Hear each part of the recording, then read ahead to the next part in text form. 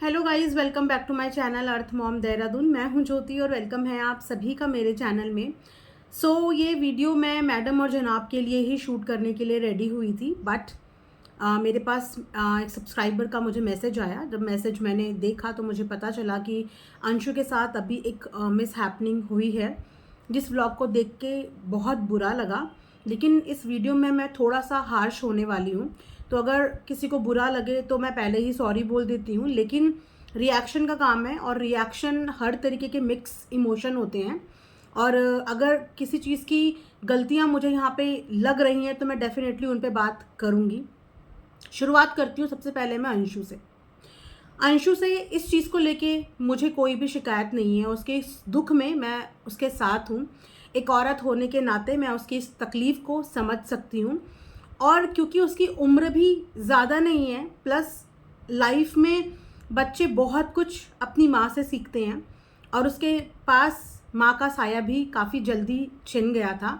तो ज़िंदगी का तजुर्बा उसे बहुत कम है। सोशल एक्सपोजर भले ही उसने लिया हो, लेकिन आज भी उसके तौर तरीके, बर्ताव, बिहेवियर में हमें वो बचकाना बिहेवियर, वो बदतमीज़ बिहेवियर नज़र आता है, जिससे ये समझ में आता है कि अभी भी उसको बहुत कुछ सीखने की लाइफ में ज़रूरत है। उस पर एक प्रेगनेंसी जर्नी, जो अपने आप में एक बहुत इम्पॉर्टेंट और डिफ़िकल्ट जर्नी होती है, जिस जर्नी में एक लड़की को जो सबसे ज़्यादा सपोर्ट और प्यार मिलता है वो मिलता है फैमिली का। जो लोग इस जर्नी से गुजर चुके होते हैं, उनकी गाइडेंस, उनका सुपरविजन, उनका प्यार, ये इस जर्नी में बहुत इम्पॉर्टेंट रोल प्ले करता है। तो जो लड़की पहली बार माँ बन रही है, उसको माँ बनने की एक्साइटमेंट, नर्वसनेस, खुशी, सब कुछ होती है। मिक्स इमोशंस होते हैं, क्योंकि उस समय पे इंसान के शरीर में इतने चेंजेस हो रहे होते हैं, एक लेडी के शरीर में इतने चेंजेस हो रहे होते हैं कि जिसकी वजह से उसके मूड स्विंग्स, हार्मोनल डिसबैलेंस, तो वो बहुत सारी चीज़ें सोच समझ नहीं पाती। वहाँ पे जो हमारा गाइड होता है वो होते हैं हमारे पेरेंट्स। बेसिकली अगर किसी के घर में बड़ी दीदी है तो दीदी, जेठानी है तो जेठानी, सास, माँ, ये सब हमारे होते हैं गाइड, जो हमें पल पल कॉल करते हैं। मेरे को आज भी याद है कि जब मेरी प्रेगनेंसी जर्नी चली रही थी, मैं उस समय पे जॉब करती थी, और मैंने 8 मंथ्स तक जॉब किया, और 8 मंथ के बाद मैंने मैटरनिटी लिया अपना। तो मेरी mummy used to call me lunch time पे, ऑफिस से आने के बाद, और वो मुझे हमेशा बोलती थी कि कब मैटरनिटी डालेगी, कब मैटरनिटी डालेगी। लेकिन मैं बहुत हेल्दी थी, मुझे कोई भी ऐसे साइन सिम्टम्स कुछ भी नहीं थे। तो मेरी प्रेगनेंसी जर्नी बहुत स्मूथ, टचवुड, और बहुत अच्छी चल रही थी। लेकिन वहाँ पे भी मेरी मम्मी, मेरी सिस्टर, मेरी मासियाँ, मेरी मम्मी तो सास जी तो मेरे साथ थी ही, मेरी जेठानी, सब मुझे कॉल कर कर के अपने अपने एक्सपीरियंस के हिसाब से मेरे को बहुत गाइड करते थे।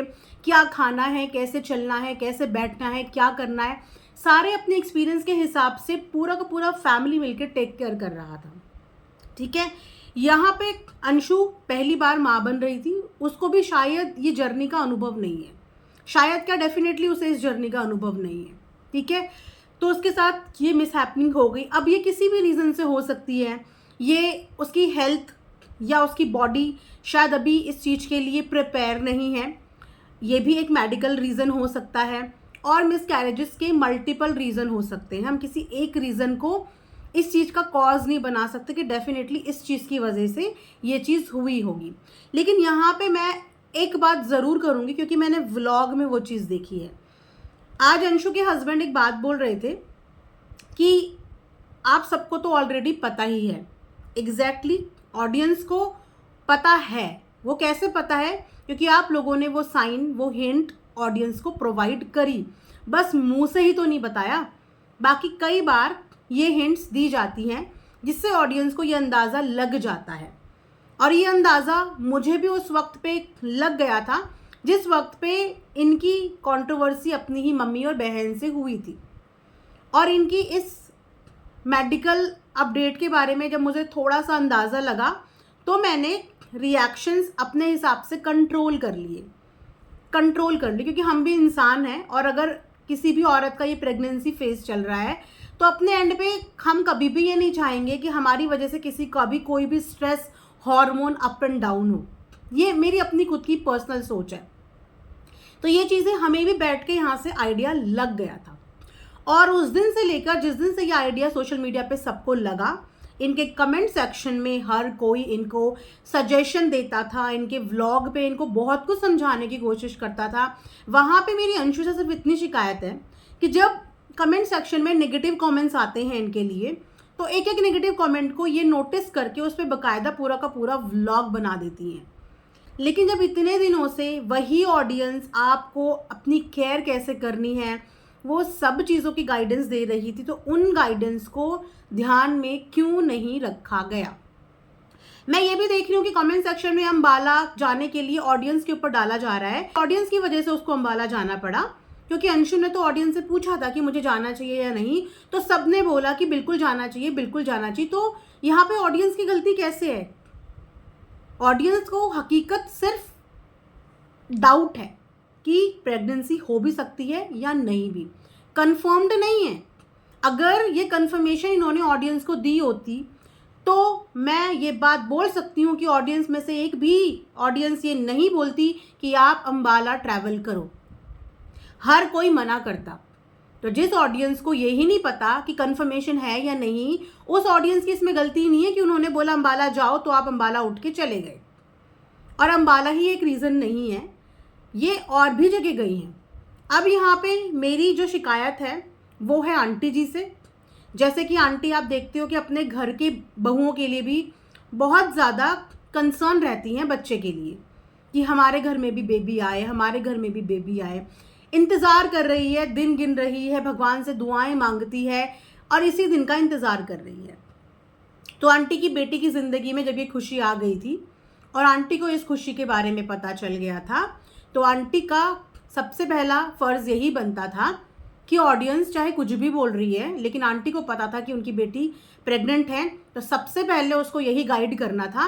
3 मंथ्स का मतलब आप समझते हो लोग क्यों बोलते हैं कि 3 मंथ्स तक नहीं बताना चाहिए, फर्स्ट ट्राइमेस्टर तक नहीं बताना चाहिए, ये क्यों सब बोलते हैं?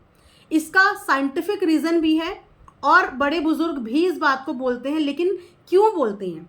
बड़े बुजुर्ग इस बात को इसीलिए बोलते हैं क्योंकि स्टार्टिंग के 3 मंथ्स बहुत ज़्यादा सेंसिटिव होते हैं, बहुत ज़्यादा सेंसिटिव। और अगर ये फर्स्ट ट्राइमेस्टर निकल जाए आराम से, तो सेकेंड ट्राइमेस्टर स्मूथ रहता है। इसीलिए बड़े बुजुर्ग इन चीज़ों को बाहर बताने से मना करते हैं। इसका साइंटिफिक रीज़न ये है कि उस समय पे जो बेबी होता है आपकी बॉडी में, वो सिर्फ एक छोटा सा फिटस होता है जो बहुत कमज़ोर होता है, जो इंसान की बॉडी के हिसाब से रिएक्ट करता है। उसका टूटने का डर होता है, अपनी जगह से हिलने का डर होता है, जिसको मिसकैरेज का नाम दे दिया जाता है। इसीलिए इस टाइम पे झटके से उठना, झटके से बैठना, सीढ़ियाँ चढ़ना, ज़्यादा चलना, ट्रैवल करना, इन सब चीज़ों को मना किया जाता है। क्या इन सब चीज़ों के बारे में इनकी फैमिली की लेडीज़ को नहीं पता था? क्योंकि हमने अंशु को कुंभ में जाते हुए भी देखा, हमने अम्बाला ट्रैवल करते हुए भी देखा। इनफैक्ट फर्स्ट ट्राइमेस्टर के समय एक ही पोजीशन में बैठे रहना भी सही नहीं होता। रेस्ट होते हैं 3 मंथ्स, रेस्ट, ना ज़्यादा चलना, ना ज़्यादा बैठना, और ट्रैवल तो 3 मंथ्स तक बिल्कुल भी अलाउ नहीं होता। ये आपको आपकी गायनेकोलॉजिस्ट भी बोलती है, और घर के बड़े बुजुर्ग अगर 3 महीने तक छुपाने को बोलते हैं तो 3 महीने तक अपना ध्यान रखने को भी बोलते हैं। अपने चलने फिरने, खाने पीने, स्ट्रेस, हर चीज़ में 3 महीने का ध्यान रखना चाहिए। अंशु को शायद इस बारे में नॉलेज नहीं होगी, पर घर के बड़ों को तो इस बारे में नॉलेज थी। मुझे नहीं पता कि उनकी कितने मंथ्स की प्रेगनेंसी थी, लेकिन मैंने सिर्फ शुरू के 5-7 मिनट का व्लॉग देखा। मेरी हिम्मत नहीं हुई बाद में देखने की, क्योंकि उस लड़की का दर्द मैं समझ पा रही थी। और एक माँ पे क्या गुजरती है ये हर एक माँ समझ पाती है, लेकिन यहाँ पे बड़ों ने कंट्रोल नहीं रखा। मैं ये बोलूँगी कि बड़ों ने कंट्रोल नहीं रखा, ऑडियंस की गलती नहीं है। आपको उस लड़की को समझाना चाहिए था, हर पल हर घंटे समझाना चाहिए था। बच्चे लापरवाह होते हैं, लेकिन पेरेंट्स उनकी अलार्म क्लॉक होते हैं कि तुझे मना किया था ना।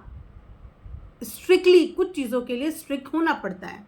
छोटी छोटी चीज़ों के लिए आप कई बार उससे नाराज़ हुए हो, कई बार उससे लड़ाई करी है, आपने क्यों इस बात के लिए नाराज़गी नहीं जताई कि तू इस टाइम पे ट्रैवल क्यों कर रही है, तू इस टाइम पे टेंशन क्यों ले रही है, तो उस टाइम पे ये चीज़ क्यों खा रही है, तो इस टाइम पे वहाँ क्यों जा रही है, वहाँ क्यों जा रही है, ऐसे क्यों कर रही है, इस चीज़ के लिए उससे गुस्सा क्यों नहीं हुई, इस चीज़ के लिए उसको डांटा क्यों नहीं, इस चीज़ के लिए उसको समझाया क्यों नहीं। मैं बस ये शिकायत करना चाह रही हूँ, क्योंकि बहुत सारी चीज़ें इस प्रेगनेंसी जर्नी में हमने व्लॉग के माध्यम से लापरवाही देखी है, केयरलेसनेस, जो शायद नहीं होती, तो हो सकता है कि शायद आज सिचुएशन कुछ और होती। फिलहाल जो हुआ वो बिल्कुल सही नहीं हुआ, लेकिन कोई बात नहीं, अंशु की उम्र अभी बहुत कम है और मुझे ऐसा लगता है कि एक माँ बच्चा या एक और ज़िंदगी को अपने अंदर तभी संभाल पाती है जब उसकी खुद की बॉडी सबसे पहले हेल्दी हो। क्योंकि फिर क्या होता है कि आप प्रेगनेंसी तो कंसीव कर लेते हो, लेकिन कभी कभी बच्चे प्रीमैच्योर हो जाते हैं, बच्चों में कमज़ोरी हो जाती है।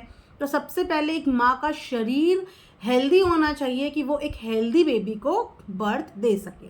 तो यहाँ पे मुझे नहीं पता कि अंशु को अपने घर वालों से क्या गाइडेंस मिल रही है, लेकिन हाँ, मैं ये ज़रूर देखती हूँ कि जो गाइडेंस जिस चीज़ के लिए उनकी सास ने, उनकी मम्मी ने या उनके बाकी बहन इन लोगों ने नहीं डांटा, उस चीज़ के लिए पल पल ऑडियंस उनके कमेंट सेक्शन में लिखती थी कि कहाँ घूम रही हो पानी में, कहाँ चल रही हो, कहाँ ऐसा कर रही हो, क्यों ट्रैवल कर रही हो। जिनको आभास था इस बात का वो कमेंट सेक्शन में टोकते रहते थे, वेल विशर।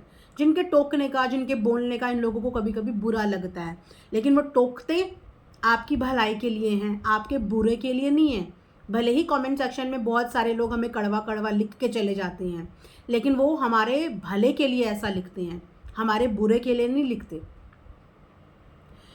सो फिलहाल अंशु की हेल्थ अपडेट के बाद मुझे ऐसा लगता है, ये मेरी पर्सनल एडवाइस है, कि अंशु अपनी बॉडी को अच्छे से रिकवर होने दो, अपने आप को हील करने का टाइम लो, खुद की बॉडी पे ध्यान दो। क्योंकि एक नन्ही सी जान को आप अपने अंदर तभी कैरी कर पाते हो जब आपका शरीर इस चीज़ के लिए पूरी तरीके से तैयार रहता है। बेबी आज नहीं तो कल हो जाएगा, ना तो इसमें कोई प्रेशर लेने वाली बात है, ना ही इतनी कोई बड़ी टेंशन वाली बात है। लेकिन सबसे पहले जो टेंशन लेने वाली बात है वो है अपना खुद का शरीर।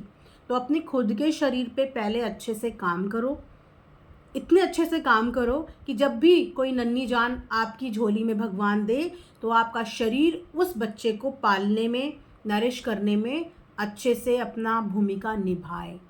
जहाँ तक उसकी हेल्थ को देख के लगता है, इतने हेल्थ इश्यूज को देख के लगता है, तो उसकी प्रेगनेंसी जर्नी आसान नहीं होगी। इसीलिए अपनी हेल्थ पे सबसे पहले ध्यान दो, एक अच्छे गायनेकोलॉजिस्ट से अपने लिए एक प्रॉपर डाइट चार्ट बनाओ और अपनी बॉडी को कम से कम 1-2 साल दो। और उसके बाद जब आपकी बॉडी इस चीज़ के लिए प्रिपेयर हो जाए, तब आगे बेबी का प्लान आप करो। बाकी सबकी अपनी पर्सनल चॉइस है, मैं अपनी साइड से एक सजेशन देना चाह रही थी। और कोई बात नहीं, होता है, बहुत लेडीज़ के साथ होता है, पर हेल्थ इज़ वेल्थ। थैंकफुली कि आपकी हेल्थ ठीक है, वरना ऐसे मिसकैरेजेस में बहुत बड़े बड़े केसेस भी हो जाते हैं, पॉइजन फैल जाता है, बॉडी को बहुत नुकसान भी हो जाता है। आपका छोटे में ये चीज़ें टल गई, इट्स ओके। अपने आप को स्ट्रॉन्ग करो और आगे के लिए अपनी बॉडी पे, अपनी हेल्थ पे फोकस करो। इसी के साथ ये रिएक्शन वीडियो मैं यहाँ पे एंड करती हूँ। Thanks for watching earth Mom Dehradun.